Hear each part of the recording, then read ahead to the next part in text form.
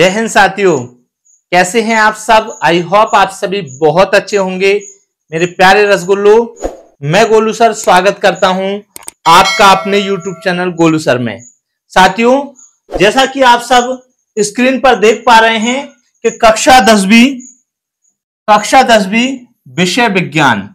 साथियों, कक्षा 10वीं विषय विज्ञान पहला चैप्टर है रासायनिक अभिक्रिया और समीकरण। रासायनिक अभिक्रिया और समीकरण के 2 अंक वाले महत्वपूर्ण प्रश्न मैं आज आप सबके लिए लेकर आया हूं। साथियों, 2 अंक के चैप्टर 1 के बहुत इंपॉर्टेंट क्वेश्चन आप सभी के बीच में लेकर आया हूं, तो देखिएगा बहुत शानदार तरीके से हम इन क्वेश्चनों को समझेंगे। पहला क्वेश्चन क्या कह रहा है कि रासायनिक अभिक्रिया किसे कहते हैं, एक उदाहरण दीजिए। ठीक है साथियों, पहला क्वेश्चन है कि रासायनिक अभिक्रिया किसे कहते हैं, उदाहरण दीजिए। उत्तर देखिएगा साथियों, मैंने बहुत सरल तरीके से ये आंसर लिखे हैं।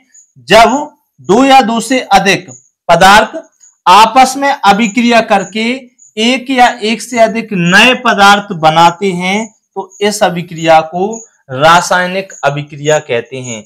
जैसे Mg+O2, देखिए साथियों, Mg मैग्नीशियम जो है वो ऑक्सीजन के साथ में जब क्रिया करती है तो 2MgO मैग्नीशियम ऑक्साइड बनाती है। साथियों, ये एक इसका उदाहरण हो गया।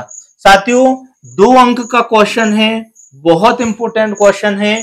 रासायनिक अभिक्रिया किसे कहते हैं, उदाहरण सहित समझाइए। साथियों, सेकंड क्वेश्चन है, देखिएगा, अभिकारक और उत्पाद में क्या अंतर है। ठीक है, अभिकारक क्या होते हैं और उत्पाद क्या होते हैं। साथियों, तो देखिएगा, पहले एक बार इसको समझ लेते हैं। अभिकारक वे पदार्थ हैं जो रासायनिक अभिक्रिया में भाग लेते हैं और उत्पाद वे पदार्थ हैं जो अभिक्रिया के बाद बनते हैं। साथियों, जैसा अभी हमने मान के चलिएगा, मैं C+O2 को अभिक्रिया कराता हूं तो कार्बन डाइऑक्साइड बनती है। यानी कार्बन और ऑक्सीजन की जब अभिक्रिया कराते हैं तो कार्बन डाइऑक्साइड बनती है। तो यहां पर ये जो भाग ले रहे हैं ये क्या होंगे, ये होते हैं अभिकारक। क्या होते हैं, अभिकारक।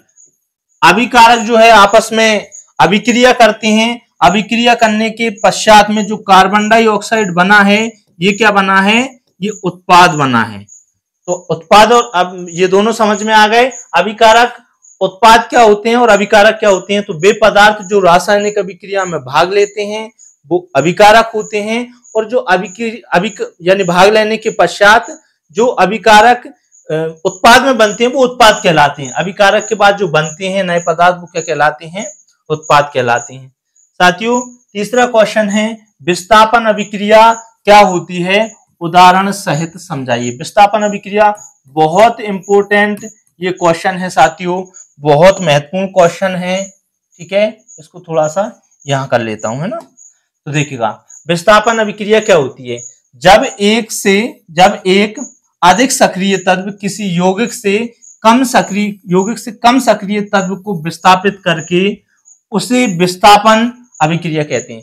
क्या होता है बेटा, जब कोई एक तत्व किसी यौगिक में से, जब कोई तत्व, यहां पर मान के चलो ये है कि Fe+CuSO4 दोनों की अभिक्रिया होती है। तो क्या होता है बेटा, Fe जो है ना, इसमें से, ठीक है, इसमें से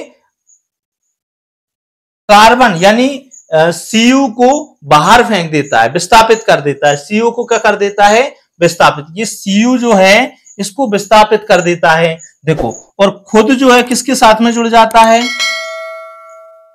SO4 के साथ में जुड़ जाता है। तो देखिएगा, FeSO4+Cu।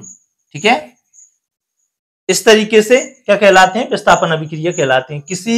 जब कोई एक अधिक सक्रिय तत्व किसी यौगिक में से, यानी यहां पर ये CuSO4 यौगिक है, इस यौगिक में से क्या करता है, इस तत्व को विस्थापित कर देता है और स्वयं उसके स्थान पर बैठ जाता है, वो क्या कहलाती है, विस्थापन अभिक्रिया कहलाती है।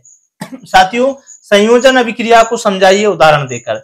जब दो या दो से अधिक तत्व या पदार्थ मिलकर एक नया पदार्थ बनाते हैं तो उसे संयोजन अभिक्रिया कहते हैं। जैसे मान के चलो CaU प्लस H2O, ये दोनों क्या होता है बेटा, अभिक्रिया करते हैं, एक नया पदार्थ बनता है CaOH2। ठीक है, एक नया पदार्थ बनाते हैं, क्या कहलाती है, संयोजन अभिक्रिया कहलाती है। अवक्षेप अभिक्रिया क्या है, उदाहरण दीजिए। अवक्षेप, जब दो विलयन आपस में अभिक्रिया करके एक अघुलनशील ठोस बनाते हैं तो उसे क्या कहते हैं, अवक्षेप अभिक्रिया कहते हैं। समझिएगा, जब दो विलयन, कोई दो विलयन, यहाँ पर विलयन क्या है, BaCl2 प्लस Na2SO4, ये दोनों विलयन है, क्या है बेटा, विलयन है। ये दोनों विलयन मिलकर एक अघुलनशील अवक्षेप यानी ठोस पदार्थ बनाते हैं। क्या बनाते हैं, BaSO4 बनाते हैं। तो ये क्या कहलाते हैं, अवक्षेप अभिक्रिया कहलाती है। ठीक है, चलिए अगला है, रासायनिक समीकरण को संतुलित करना क्यों आवश्यक है।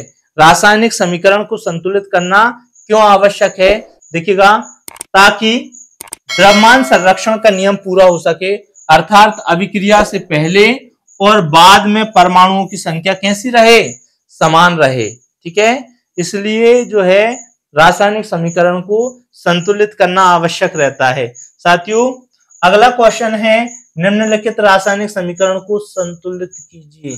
चलिए, ये वाला क्वेश्चन जो है पूरा नहीं आ पाया है, ये क्वेश्चन मैं अगली वीडियो में आपको करवाता हूं। ठीक है, केवल संतुलित एक ही समीकरण आया है, और भी है इसके क्वेश्चन, पूरा नहीं लिख पाया, मैं आगे बताता हूं आपको। ठीक है, अगला क्वेश्चन देखो, किसी अभिक्रिया में गैस का उत्सर्जन हो रहा है और ताप भी उत्पन्न हो रहा है, यह किस प्रकार की अभिक्रिया है। तो ये कैसी है, ऊष्माक्षेपी अभिक्रिया है। ठीक है साथियों, तो आई होप आप सबको ये समझ में आया होगा।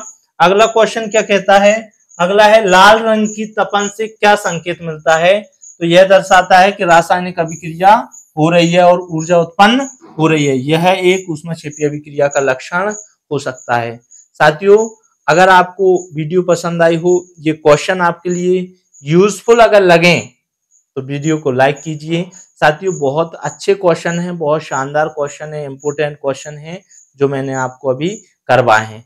थैंक यू साथियों।